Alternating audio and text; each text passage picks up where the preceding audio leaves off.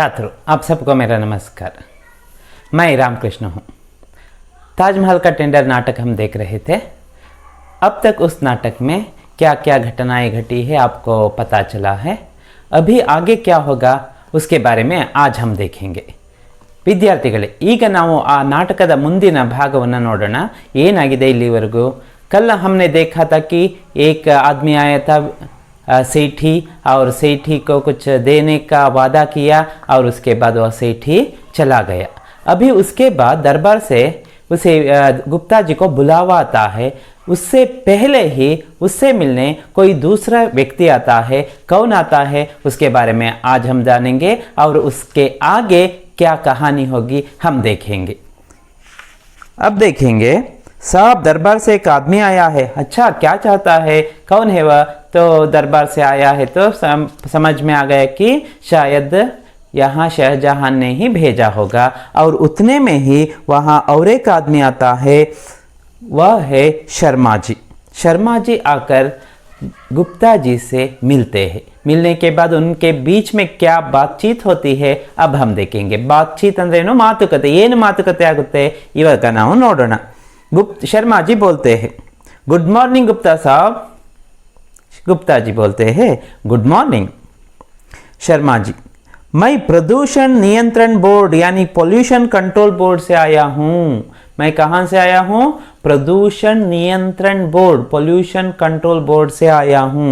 इसका मतलब है पोल्यूशन ಏನು ಪ್ರದೂಷಣ ಅಥವಾ ಮಾಲಿನ್ಯದ ನಿಯಂತ್ರಣ ಮಂಡಳಿ ಇರುತ್ತಲ್ಲ, ಅಲ್ಲಿಂದ ಬಂದಿದ್ದೀನಿ। वहाँ का एक मैं अफसर हूँ। अफसर का मतलब ऑफिसर। कुछ क्लैरिफिकेशन चाहिए थे तो सोचा आपसे चलकर ही डिस्कस कर लूँ। मुझे कुछ क्लैरिफिकेशन चाहिए थे। आपके फाइल मेरे पास आया है तो उसमें से कुछ क्लैरिफिकेशंस मुझे नहीं मिले। आपसे लेने के लिए आपसे मिलने यहाँ तक आया हूँ।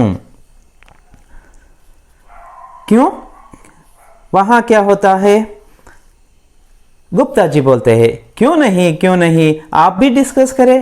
पिछले 7 सालों से 70 महकमे इसे डिस्कस कर चुके हैं। आप क्यों छोड़े?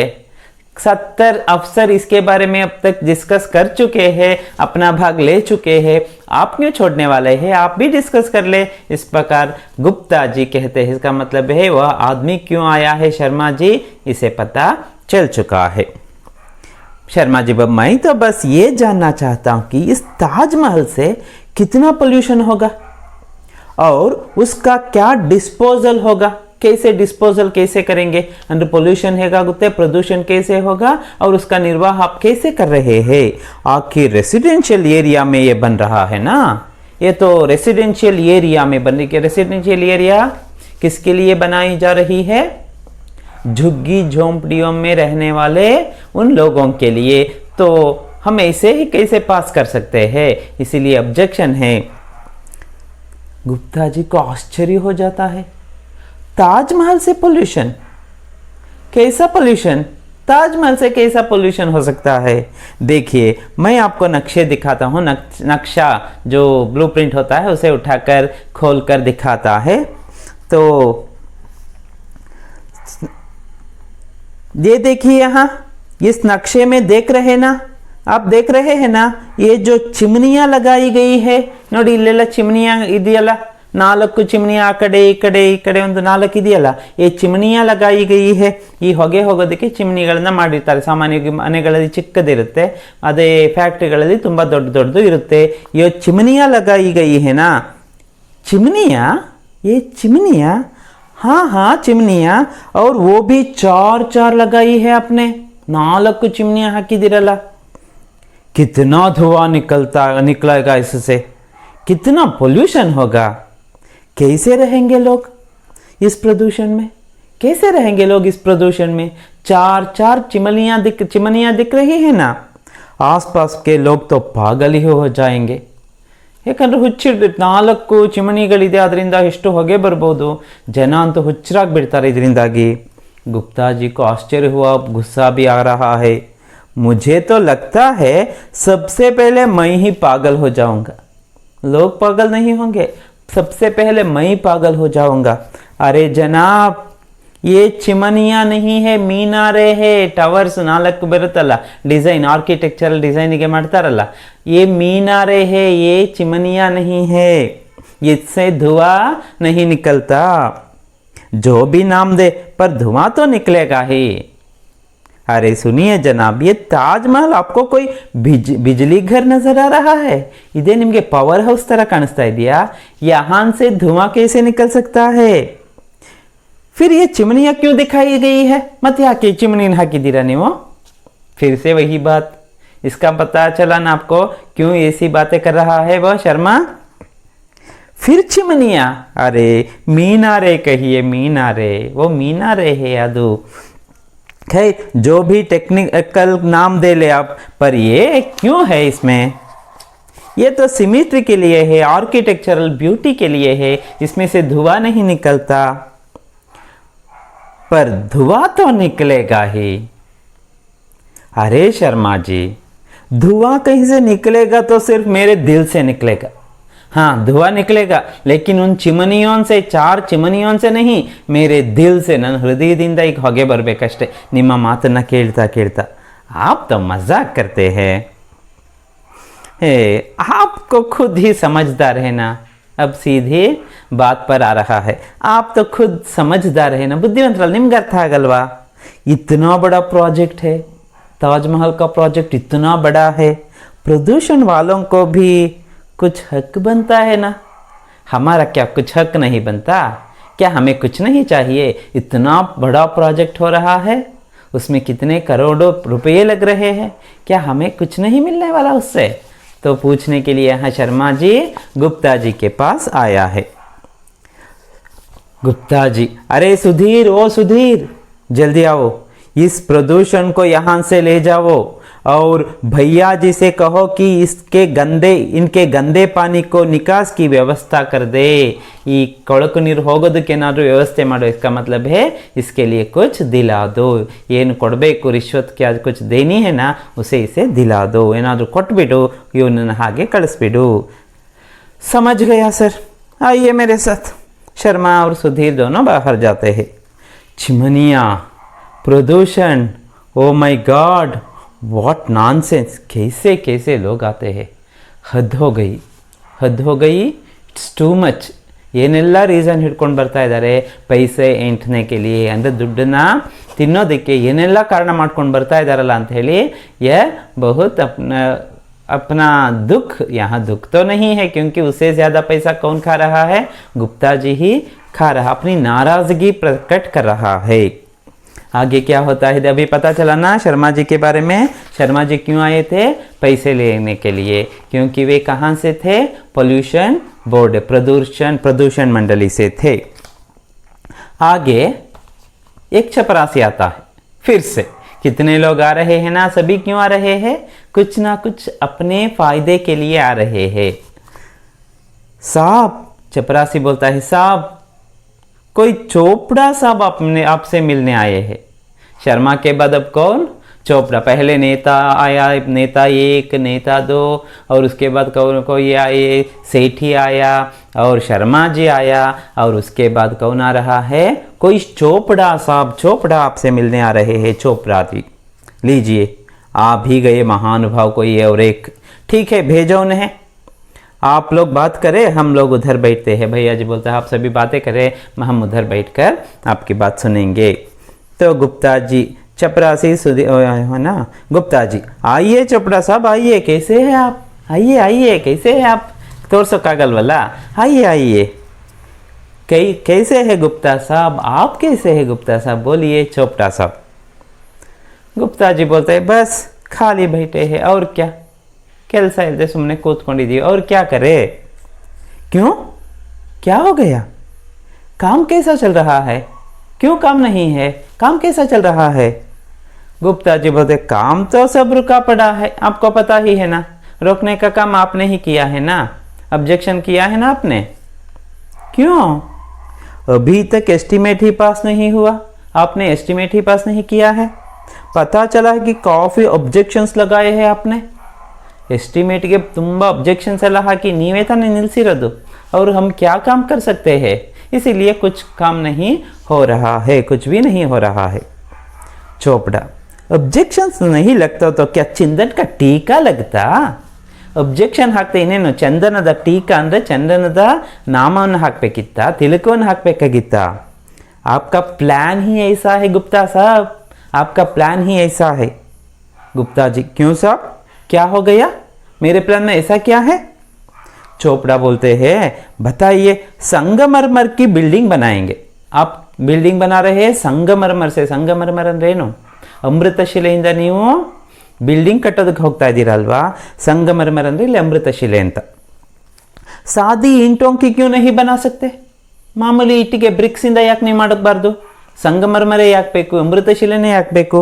ಇತನಾ ಬಡ ಗುಂಬದ್, ಅಷ್ಟು ದೊಡ್ಡ ಗುಂಬದ್ ಯಾಕೆ ಬೇಕು ನಿಮಗೆ? उसके ऊपर सोने की चोटी, अदर मेले चिन्नद तगड़ बेरे हाकिसबेकंतल्ल? क्यों फिजूल खर्ची वाला प्लान है? और आप सोचते मैं यूं ही पास कर दूं, ಇದೆಲ್ಲ ಸುಮ್ಮನೆ ವೇಸ್ಟ್ ಅಲ್ಲ, ದುಡ್ಡು ವೇಸ್ಟ್ ಅಲ್ವಾ? तो आप सोचते कि मैं ऐसे ही उसे पास कर दो, ಏನು ಅಬ್ಜೆಕ್ಷನ್ ಹಾಕ್ದಲೆ?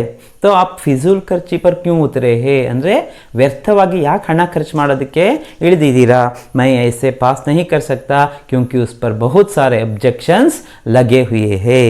खाली हाथ सूखे ही सूखे, ನಾನು ಬರೀ ಕೈಯಲ್ಲಿ ಹಾಗೆ ಪಾಸ್ ಮಾಡಿಬಿಡ್ಲಾ? ನನಗೇನು ಬೇಡವೇ ಬೇಡವಾ? इसका मतलब क्या है? यहाँ यह भी चोपड़ा भी क्यों आया है? कुछ लेने के लिए ही आया है। नहीं नहीं चोपड़ा साहब, आप सूखे ही सूखे क्यों? एक और ऑब्जेक्शन है, सुधीर ने बताया नहीं आपको? सुधीर से इसने कह दिया था कि मुझे कम से कम 5% चाहिए, 5% ನನಗೆ ಕಮಿಷನ್ ಬೇಕು, ಆಗಲೇ ನಾನು ಇದನ್ನೆಲ್ಲ ಅಬ್ಜೆಕ್ಷನ್ಸ್ನೆಲ್ಲ ಕ್ಲಿಯರ್ ಮಾಡಿಬಿಟ್ಟು ನಾನು ಬಿಲ್ಲನ್ನ ಎಸ್ಟಿಮೇಟನ್ನು ಪಾಸ್ ಮಾಡ್ತೀನಿ ಅಂತ.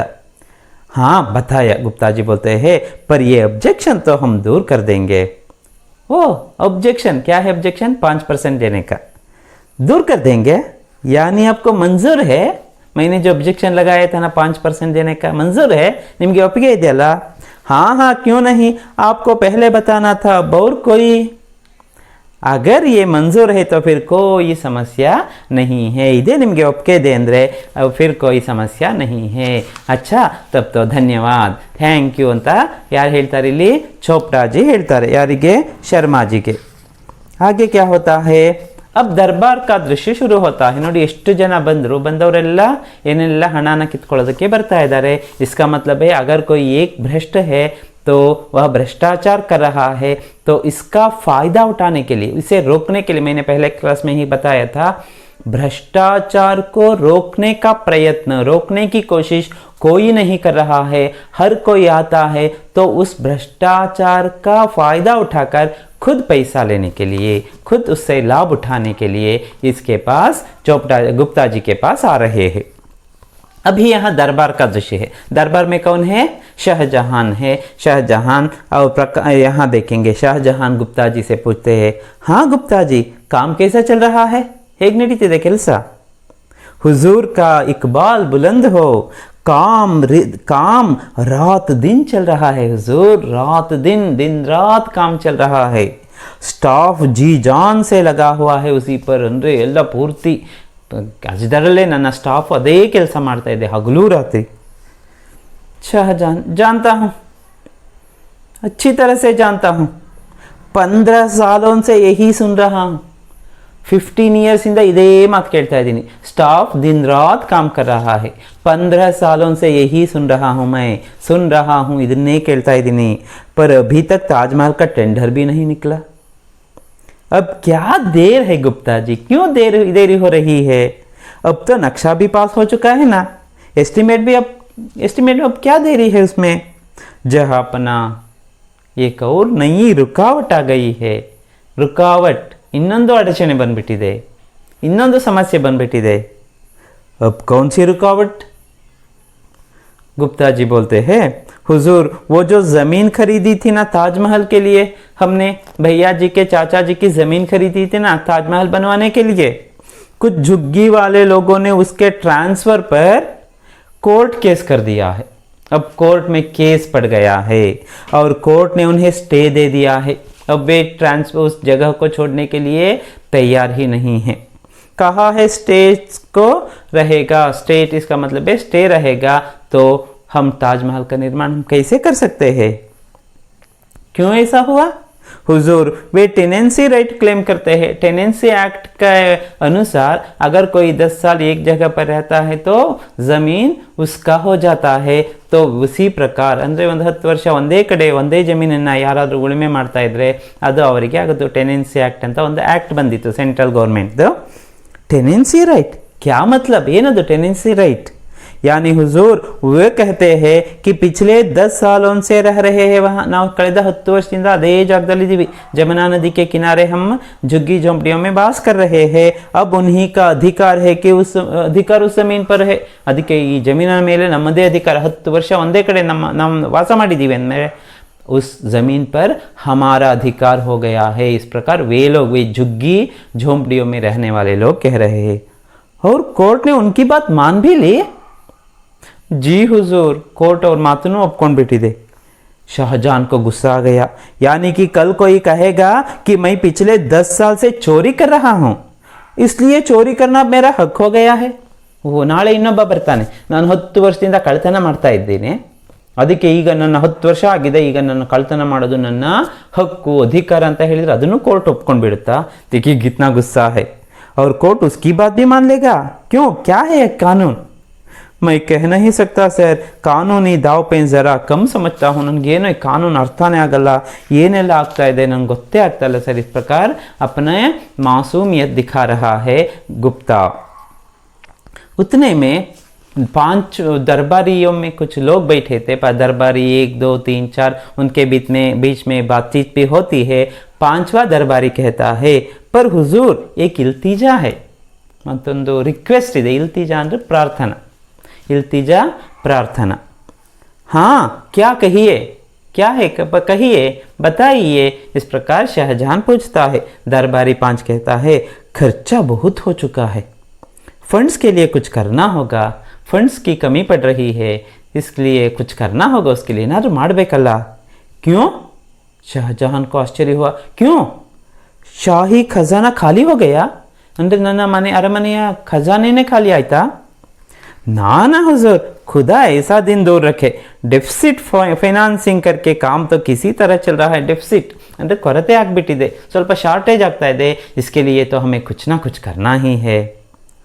तो क्या टैक्स हम बढ़ा दे? नहीं नहीं हुजूर, टैक्स तो पहले ही बहुत बढ़ चुका है, अब हम टैक्स नहीं डाल सकते। इन्नू टैक्स ಹೆಚ್ಚಾಕಿದ್ರೆ ಜನ ಮೇಲೆ ವಿರುದ್ಧ ಆಗಿಬಿಡ್ತಾರೆ। तो फिर क्या करे? मेरा एक आइडिया है हुजूर। अगर आप मानेंगे तो गुप्ता जी बीच में बोलते हैं, मेरा एक आइडिया है, ಒಂದು ಐಡಿಯಾ ಇದೆ। ಈಗ ಫಂಡ್ ಶಾರ್ಟೇಜ್ ಇದೆಯಲ್ಲ, उसके लिए मेरे पास एक अच्छा सा आइडिया है। क्या है बताइए? कुछ डिसइन्वेस्टमेंट करते हैं, यानी कि हुजूर ताजमहल कारपोरेशन को एक पब्लिक कंपनी बना देते हैं।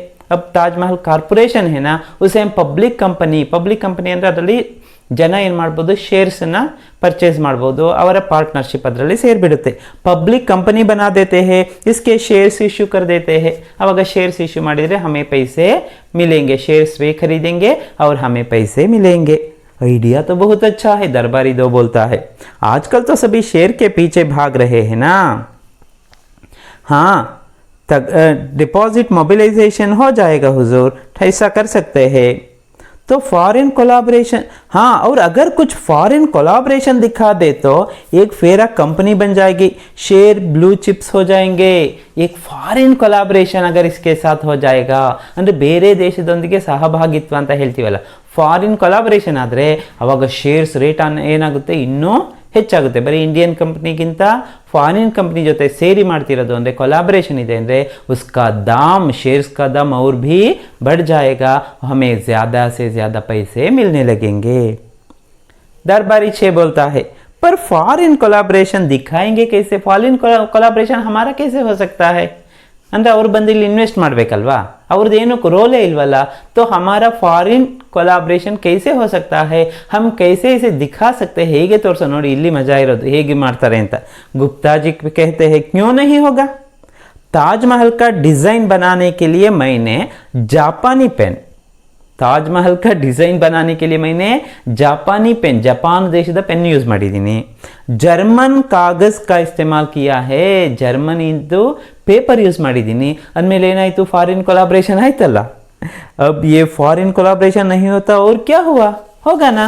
ಆಗುತ್ತಲ್ಲ ಅಂತ ಹೇಳ್ತಾರೆ. ನೋಡಿ ಏನೆಲ್ಲ ಐಡಿಯಾ, ಖತರ್ನಾಕ್ ಐಡಿಯಾಗಳು ಮಾಡ್ತಾರೆ. दरबार एक मान गए गुप्ता साहब आपको, क्या दिमाग पाया है आपने, ಎಂತ ತಲೆ ನಿಮ್ಮದು, क्या दिमाग पाया है आपने, सच में। दूसरा दरबारी 3 बोलता है, पर ये कंपनी की आमदनी कहाँ से होगी, प्रॉफिट कहाँ से आएगा, डिविडेंड कैसे देंगे, शेयर तो हम बेच सकते हैं लेकिन कंपनी के लिए आमदनी चाहिए ना, इनकम, आमदनी इनकम चाहिए ना। तो एक मकबरे से क्या आमदनी हो सकती है, ये इनकम बरोदಕ್ಕೆ साध्य, हम उसे प्रॉफिट कैसे दिखा सकते हैं और उनके लिए डिविडेंड देना है ना, उसे हम कैसे दे सकते हैं। शेयर होल्डर्ಸ್ಗೆ ಡಿವಿಡೆಂಡ್ ಎಲ್ಲ ಕೊಡ್ತಾರೆ, ಕಾಮರ್ಸ್ ಸ್ಟೂಡೆಂಟ್ಸ್ ಎಲ್ಲ ನೀವು, ನಿಮಗೆ ಇದ್ರ ಬಗ್ಗೆ ನಾಲೆಡ್ಜ್ ಇದ್ದೇ ಇರುತ್ತೆ. हम डिविडेंड कैसे दे सकते हैं, हाँ बिना डिविडेंड प्रोजेक्ट के कोई शेयर नहीं खरीदा, अगर डिविडेंड ही नहीं है तो शेयर्स कौन खरीदेगा, कोई नहीं खरीदेगा।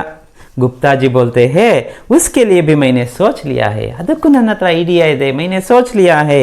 ऐसा करते हैं, ताजमहल को एक टूरिस्ट टॉप स्पॉट की तरह प्रोजेक्ट करते हैं। हम ताजमहल को क्या करेंगे, ಟೂರಿಸ್ಟ್ ಸ್ಪಾಟ್ ಅಂತ ಮಾಡಿಬಿಡೋಣ, ಅಂದರೆ ಒಂದು ಪ್ರೇಕ್ಷಣೀಯ ಸ್ಥಳ ಅಂತ ಮಾಡಿಬಿಡೋಣ, ದರ್ಶನೀಯ ಸ್ಥಳ ಬನಾ ದೇಂಗೆ। और प्रॉस्पेक्टस में लिख देते हैं कि इससे करोड़ों की फॉरेन एक्सचेंज आएगी। प्रॉस्पेक्टस अल्लेಲ್ಲ ಬರೆದ್ಬಿಡೋಣ, ಕೋಟ್ಯಾಂತರ ರೂಪಾಯಿ ಫಾರಿನ್ ಎಕ್ಸ್ಚೇಂಜ್ ಇದಕ್ಕೆ ಬರುತ್ತೆ ಅಂತ। बगल में एक 5 स्टार होटल भी बनवा देंगे, ಸೈಡಲ್ಲಿ ಒಂದು 5 स्टार ಹೋಟೆಲ್ನೂ ಓಪನ್ ಮಾಡಿಬಿಡೋಣ ಅಂತ ಹೇಳ್ತಾನೆ। क्या बनवाना का इरादा था शाहजहां का, मकबरा, लेकिन यहाँ उस मकबरे के पास एक 5 स्टार होटल बनाने की योजना बना रहा है गुप्ता जी। ये बातें सुनकर इतना गुस्सा आ गया, इतना पारा चढ़ गया शाहजहां का, उसने चिल्लाया, खामोश, मेरी बेगम के मकबरे के तुम लोग क्या पिकनिक स्पॉट बनाना चाह रहे हो, ನನ್ನ ಹೆಂಡತಿಯ ಒಂದು ಸಮಾಧಿ ಸ್ಥಳವನ್ನು ನೀವೇನು ಪಿಕ್ನಿಕ್ ಸ್ಪಾಟ್ ಮಾಡಕ್ಕೆ ಹೊರಟಿದ್ದೀರಾ। कल को उसे एक अजायब घर, चिड़ियाघर बना, ನಾಳೆ ಅದನ್ನ ಝೂ ಮಾಡಿಬಿಡ್ತೀರಾ ನೀವು ಬೇಕಾರಲ್ವಾ। दूर हो जाओ मेरी नज़रों से, ಹೋಗಿ ಎಲ್ಲರೂ ಗೆಟ್ ಔಟ್ ಅಂತ ಹೇಳ್ತಾರಲ್ಲ, दूर हो जाओ मेरी नज़रों से, हट जाओ यहाँ से या खुदा, मुमताज़ कहाँ हो तुम ಅಂತ ಹೇಳಿ उसी प्रकार वह बेहोश होकर गिर पड़ता है, प्रज्ञे तप्पी बिद होग्बिಡ್ತಾನೆ। जहानारा आकर उसे ले जाती है। आगे ये बातें बढ़ाते हैं, देखिए ಇಲ್ಲಿ शाहजहां प्रज्ञे तप्पी बिದ್ದು ಹೊರಗಡೆ ಕರ್ಕೊಂಡು ಹೋಗಿದ್ದಾರೆ, लेकिन ये लोग अपनी योजना पूरी करने में लगे हुए हैं। दरबारी 2 कहता है, पर ये सब शेयर्स का काम देखेगा कौन, सरी शेयर्स ಕೊಡೋದಾಯ್ತು ಎಲ್ಲ ಆಯ್ತು, ये सब कुछ देखना है ना, ये कौन देखेगा ये सब कुछ। दरबारी 3 कहता, हाँ हम लोग तो कुछ भी, नम्मिंदा तो ಇದು ಯಾವುದೂ ಆಗಲ್ಲ, हम लोग उनसे कुछ नहीं, क्योंकि हम कुछ जानते ही नहीं हैं इस शेयर्स के बारे में।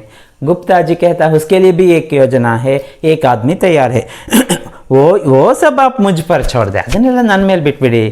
मेरे एक मित्र है हसमुख भाई, सारा काम वे संभाल लेंगे। कौन है यहाँ शेयर्स देखने का काम कौन करेगा, हसमुख भाई, ಅಂದರೆ ಎಲ್ಲವನ್ನೂ ನೋಡ್ಕೊಳ್ಳೋ ಜವಾಬ್ದಾರಿನ ಅವನ ಮೇಲೆ ನಾವು ಕೊಟ್ಬಿಡೋಣ। ठीक है, जैसा आप ठीक समझे कर ले। दरबारी 4-5, हाँ बस हमारा प्रिफरेंशियल अलॉटमेंट ना भूलिएगा, ನಮಗೇನು ಬರಬೇಕಲ್ಲ ಅದು ಮಾತ್ರ ಪ್ರಿಫರೆನ್ಷಿಯಲ್ ಅಲಾಟ್ಮೆಂಟ್ ಶೇರ್ಸ್ ಅಲ್ಲಿ ಇರುತ್ತೆ, ಅದನ್ನ ಕೊಟ್ಬಿಡಿ ಅಷ್ಟು ಸಾಕು ಅಂತ। वे भी अपना फायदा देख रहे हैं। हाँ दिला दूंगा, अच्छा मैं चलता हूँ, नया भार भी संभलता हूँ। ओके ಆಗಲಿ ಕೊಡೋಣ, ಮತ್ತು ये नया भार है, नई जिम्मेदारी है, इसे भी मैं निभा लूँगा। इस प्रकार कहकर यहाँ गुप्ता जी चले जाते हैं। नाटक आगे किस प्रकार किस मोड में जाता है, क्या क्या होता है आगे हम अगले क्लास में देखेंगे। आप सबको मेरा नमस्कार।